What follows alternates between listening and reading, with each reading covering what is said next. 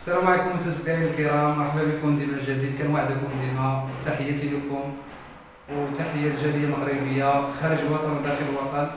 مرحبا بكم في عالم الكويزين المودرن. كما كتلاحظوا معنا يعني الكويزين المودرن، نتمنى الاعجاب ديالكم لا في لاكولور ديالها ولا في المقابل ديالها. ما تنساوش الاشتراك والتعليق ديما باش يوصلكم الجديد.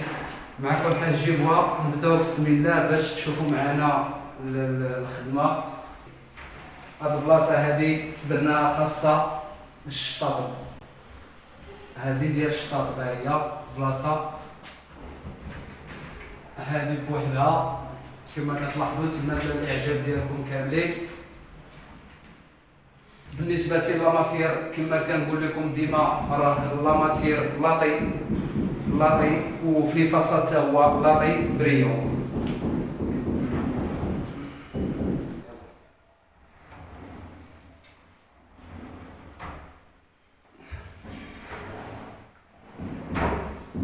تحياتي لكم متتبعين كاملين. يعني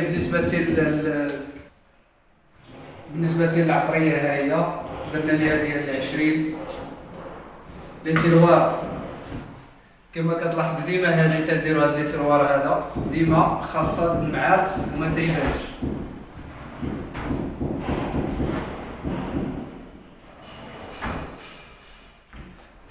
والاساس من هذا الشيء ديما لي فيديوهات كاملين اللي كنحط لكم راه كاينين نصائح ديال المطابخ العصريه بالضاله.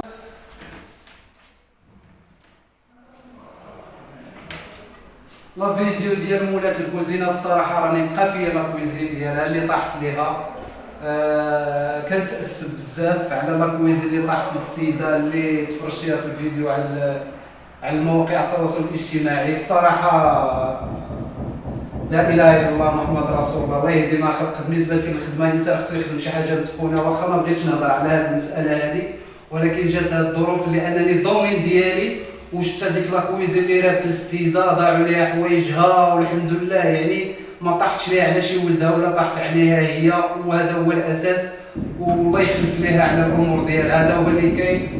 مازال غادي نهضروا على هذه المساله هذا ديال لي بياس ديال التعلاق ديال لي كيسون ديال الصنادق الفوقانيين. طريقه ديال التعلاق كيفاش يتعلقوا الصنادق ديال الفوقانيين باش يهزوا الثقل وما يوقعوش المشاكل بحال هذاك المشكل اللي وقع لديك السيده. ونتمنى ليها يعني يخلف ليها الله الامور ديالها، حيت شفت هذيك لاكويزين بصراحه بقات فيها ديك السيده بزاف. اجي يعني باش نوريكم هذه النقطه اللي مهمه، هي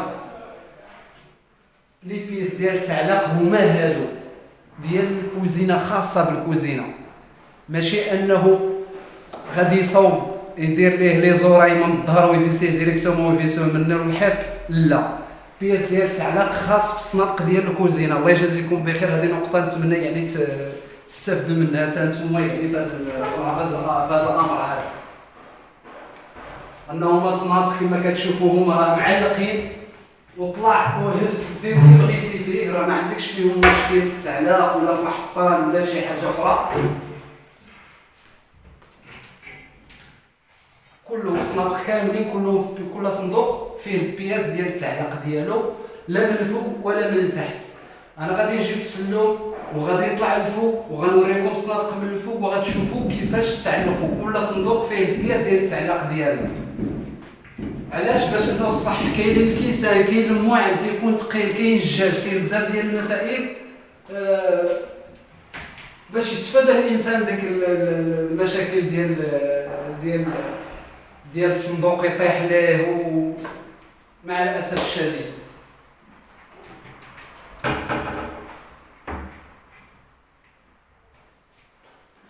كما كتلاحظوا كل صندوق في الكوزينه كيتركبوا لها البياس ديالو، البياس ديال التعلاق. كما كتلاحظوا هو بياس ديال التعلاق، كل صندوق فيه البياس ديال التعلاق ديالو. الاخر ها هو